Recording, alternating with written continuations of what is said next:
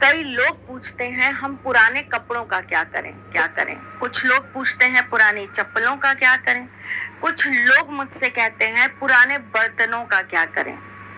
हम तो इन्हें बेच दिया करते हैं और इसके बदले या तो कुछ सामान ले लेते हैं या हम इसके बदले कोई चीज ले लेते हैं।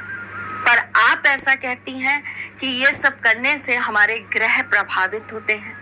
तो भाई मैं कहती तो आपसे बिल्कुल ठीक हूँ, क्योंकि जब बात कपड़े की हो रही होती है तो इसके अंदर दो कॉम्बिनेशन चलते हैं। पहला कॉम्बिनेशन होता है आपका बुध मतलब धागा, सूत, जिससे आपके कपड़े का निर्माण होता है। और दूसरी चीज होती है शुक्र, जब वही कपड़ा थोड़ा सा भी डिजाइन ले लेता है, डिजाइनर बन जाता है। सपोज करिए आप एक लुंगी लेते हैं, ये प्योर बुध है, लेकिन उसी कपड़े से अगर आप पैंट बनवा लेते हैं तो ये शुक्र हो जाता है। आपने सिंपल मलमल का एक कपड़ा लिया जिसे हम धोती कहते हैं, लेडीज धोती, ठीक है। आपने एक सिंपल मलमल का कपड़ा लिया और आपने उसको प्लीट्स लगाकर साड़ी नुमा पहन लिया। इसी कपड़े के ऊपर आपने छोटी सी एम्ब्रॉयडरी करवा ली, इसी कपड़े के ऊपर प्रिंट हो गया, इसी कपड़े के अंदर 4-5 कलर्स का कॉम्बिनेशन हो गया।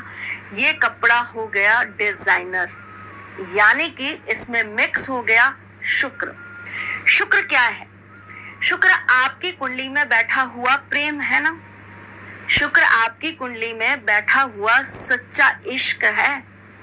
शुक्र आपकी कुंडली में बैठा हुआ धन योग है। शुक्र आपकी कुंडली में बैठा हुआ आकर्षण है। और शुक्र आपकी कुंडली में बैठा हुआ आपका मन पसंदीदा हर एक वो चीज है जो आप चाहते हैं। आपके मन की हर मनोकामना शुक्र से कहीं ना कहीं होकर गुजरती है। फोन खरीदना है, बेशक राहु, लेकिन शुक्र ही दिलाएंगे। बड़ी गाड़ी लेनी है, बेशक शनि मंगल कॉम्बिनेशन, लेकिन शुक्र ही दिलाएंगे। कुंडली के अंदर कुछ भी बड़ा करने का जो कार्य है वो शुक्र ही कर सकते हैं। तो आप जब अपने यूज करे हुए कपड़े को, हम सबसे ज्यादा शुक्र किस में मानते हैं? कपड़े में।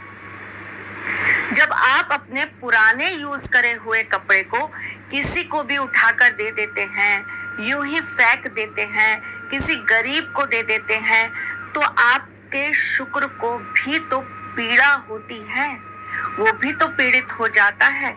जिन लोगों को बहुत शौक होता है नए नए कपड़े पहनने का और वो पुराने कपड़े यूं ही उठाकर किसी को भी दे दिया करते हैं, ऐसे लोगों को शुक्र से रिलेटेड दिक्कत हमेशा रहती है। अब शुक्र से अगर हम फटे हुए कपड़े जिसके तार निकल जाते हैं, जिसमें से रेशे निकल जाते हैं, वो अगर हम उठाकर किसी को दे देते हैं तो वो आपके बुध को भी कहीं ना कहीं पीड़ित करता है। बुध पीड़ित होगा, कम्युनिकेशन खराब हो जाएगा। बुध पीड़ित होगा, घर के अंदर किसी ना किसी की बुद्धि हर जाएगी। जरूरी नहीं आपकी हरे, किसी ना किसी की बुद्धि हर जाएगी, जिसकी वजह से आप मानसिक रूप से हमेशा परेशान रहेंगे। बुध अच्छा नहीं होगा तो आपके घर के अंदर खाना बनेगा तो सही, लेकिन फिकेगा बहुत।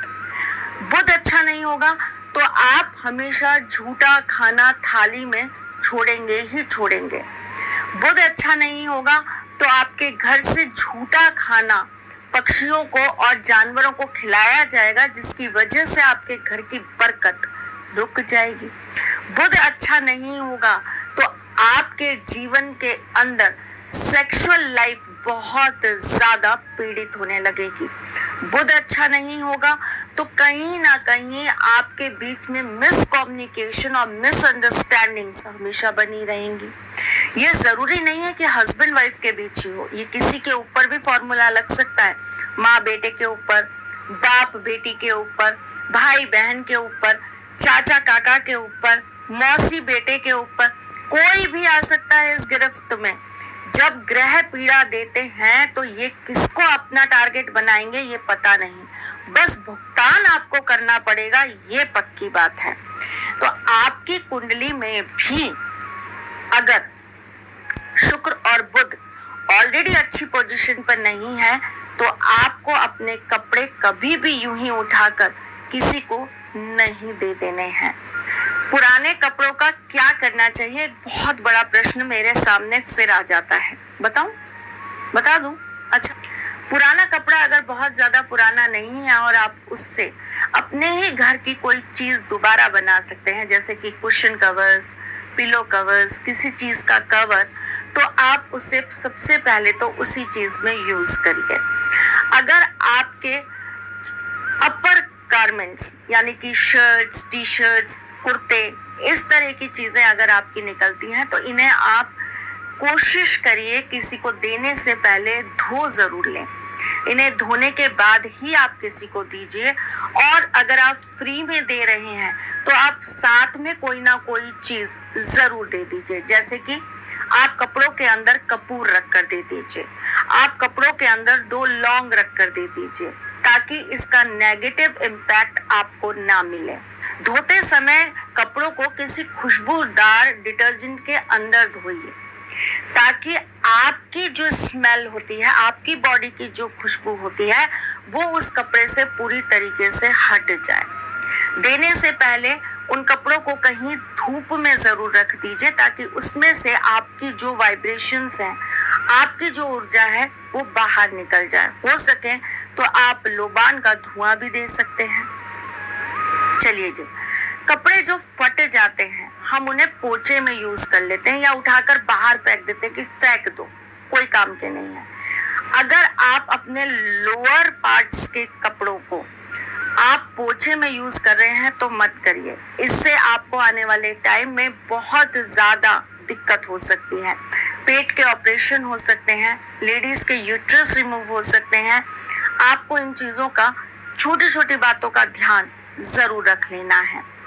अगर आप अपने कपड़ों को उठाकर अपने काम करने वालों को दे देते हैं, किसी गरीब को दे देते हैं, तो आप उनको देने से पहले इनकी क्रिया पूरी करिए, ताकि इन कपड़ों का संबंध आपसे खत्म हो। जैसे मैंने आपको बताया कि इन्हें धोना कैसे है, कैसे इनको आपको जो है अपनी ऊर्जा से पृथक करना है, ये सारी चीजें अगर आप अच्छे एक्सक्लूसिव कपड़े, जिन्हें हम डिजाइनर कपड़े कहते हैं, जो फटे नहीं हैं, जो खराब नहीं हुए हैं, अगर आप किसी को दे रहे हैं तो आप उसके बदले उनसे कुछ ले लीजिए। जरूरी नहीं है आप पैसे ही लें, आप कुछ और भी ले सकते हैं।